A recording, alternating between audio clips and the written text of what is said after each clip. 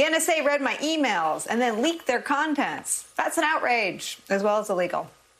To be clear, Axios has not confirmed whether any communications from Carlson have been intercepted, and it remains unclear why Carlson seems to believe his outreach to Russian intermediaries could have been the basis for NSA surveillance. While many questions still remain, what is clear is that Carlson's dangerous accusations have added to a growing chorus of distrust in our country's intelligence agencies, all started during the presidential transition by the disgraced ex-president. Joining our conversation, Frank Figliuzzi, former assistant director for counterintelligence at the FBI, now the host of the Bureau podcast, and an MSNBC national security analyst, and Andrew Weissman, former FBI general counsel, a former senior member of the Mueller investigation, now an NYU law professor, and lucky for us, MSNBC legal analyst. Frank Figliuzzi, talk about who the NSA listens to, and say if I wanted to interview, I don't know, if I had wanted to interview Ahmadinejad or Vladimir Putin myself, what would that sort of expose me to in terms of anyone potentially hearing those efforts? Yeah, the NSA is perhaps the most secretive agency in our government. They have a mission that is squarely targeted against foreign threats, and their job is to capture communication from individuals designated as of interest in terms of national security. It's in the nation's security to collect those communications against those foreign targeted individuals, their phone numbers, and their emails. It includes terrorist organizations and known emails and phone numbers and other electronic addresses for those targets. Obviously, if someone trips into that electronic coverage because they're communicating with a foreign target, they will trip into that intercept. But here's how it works if it's believed, even believed, that that person is a U.S. person, a U.S. individual. And their information would be masked. In this case, it might say suspected U.S. person or suspected phone number, suspected American journalist, and that would be the end of it. I am not convinced at all that this whistleblower actually exists. In other words, what better way for Tucker Carlson to cover his rear end because he's called a Russian intelligence officer or intermediary for the Kremlin. He gets worried about it. He decides, I'm going to go on the offensive. I'm going to announce that the NSA is listening to me and have them try and deny it.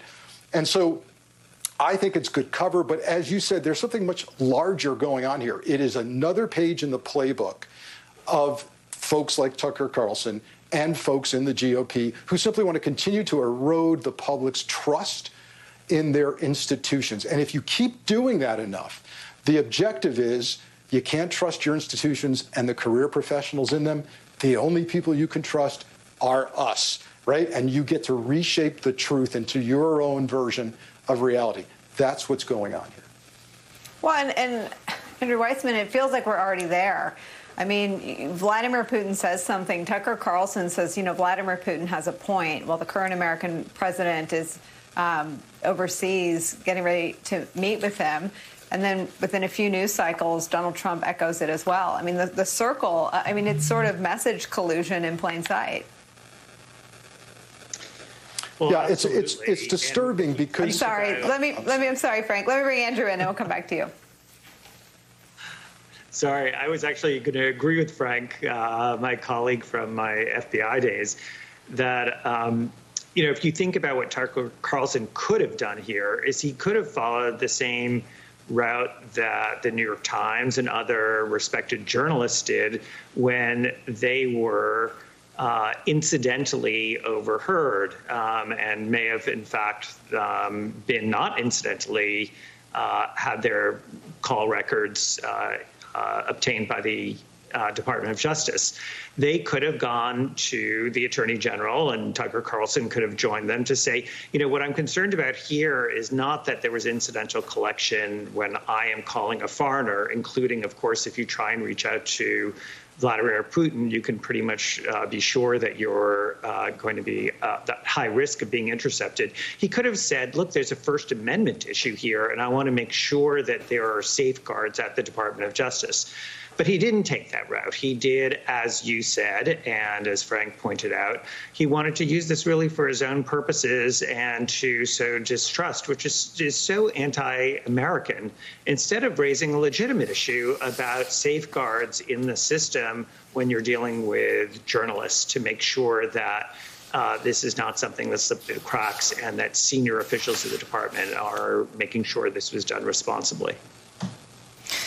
I want to just press on who he might have been talking to here, Frank. I mean, in terms of getting a Putin interview, I'm not sure why Putin would need to appear on that show. I mean, he does a lot of Putin's sort of messaging all by himself. Putin actually did do an interview with my colleague, Keir Simmons. But let me just read a little bit of the reporting about about some of Carlson's communications.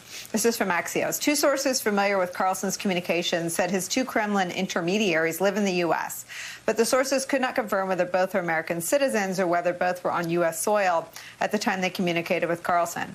This is relevant because if one of them was a foreign national and on foreign soil during the communications, the U.S. government wouldn't necessarily have had to seek approval to monitor their communications.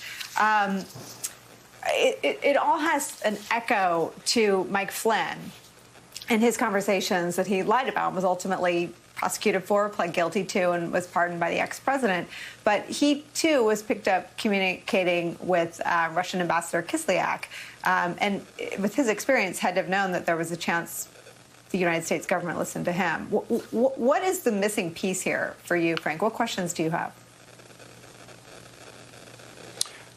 Because of the source of this, which is Tucker Carlson, I have to tell you, I have great reticence to even buy into this. In other words, I don't know what the truth is when it comes to Tucker Carlson's assertions. But yes, look, if he's talking to people who have a governmental function or act on behalf of foreign adversary government officials like Vladimir Putin, it is possible. I don't want to get into the highly classified details, but it's certainly possible that he was talking with targets in some way, shape, or form.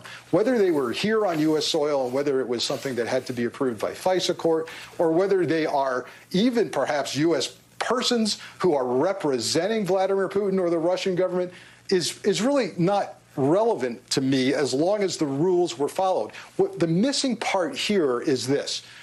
Was there really a whistleblower? Were there violations? You know, and again, even as I say this, I'm giving credence to it to someone who deserves no credence at all. But were the rules followed at NSA in terms of masking, unmasking? Right? In my 25 years of experience, including running counterintelligence for the FBI, it is a major deal to get a U.S. person's name unmasked. Very few people have access to that inside NSA. And so the idea that somebody at NSA saw Tucker's name, it was being passed around, or they had access to it, and they leaked it to him. Let me say this. If that person even exists, they're going to be arrested for passing top secret information. But I'm not sure that person exists. Put me in the color me skeptical column along with Frank. But let me just ask you again about where this leaves us as a country. Tucker has a massive audience, and former Republican Joe Walsh tweeted this. Tucker Carlson just said the men and women of our FBI, NSA, and CIA are our enemy. He just said that the men and women in our intelligence community on the front lines trying to keep us safe are our enemy.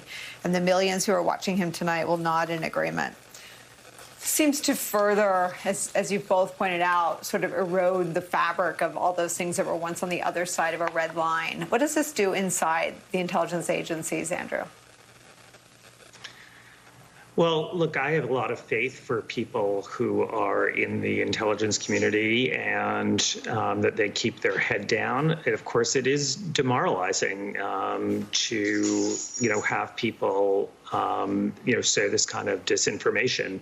And just to give a classic example of why this is just a classic sort of nothing burger, just imagine a search warrant where police go in and do a search of a home.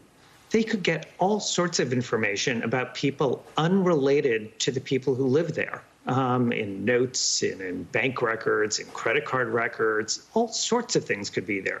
The same way if you get a court authorization to intercept telephone calls. Well, all sorts of people could be calling that number. So there's just nothing unusual about having a third party overheard, particularly if you're speaking to Vladimir Putin. There's that.